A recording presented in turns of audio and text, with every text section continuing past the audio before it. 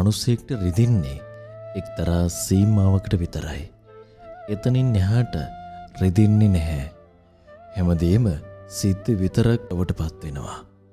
මිනිසෙක්ව වටන්න පුළුවන් එක්තරා සීමාවක් වෙනකම් විතරයි.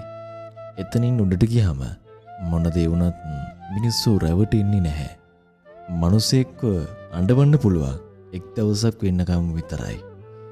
එදයින් පස්සේ මොන දේ වුණත් ඒ මිනිසයාට ඇඬෙන්නෙත් නැහැ. ඕනම දෙයකට සීමාවක් තියෙනවා.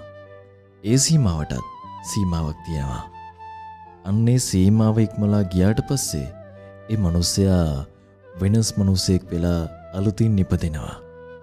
ඒ වෙනස් මිනිසයා ජීවිතේ අසීමිත දුරක් යනවා. ඊට පස්සේ ඒ ගමන නවත්තන්න කාටවත් බැරි වෙනවා. ඒ නිසා ජීවිතේ තියෙන්නේ වැටෙන්න නෙවෙයි, වැටෙන්න පුළුවන් අන්තිම අඩියට වැටුණත් පස්සේ නැගිටින්නයි.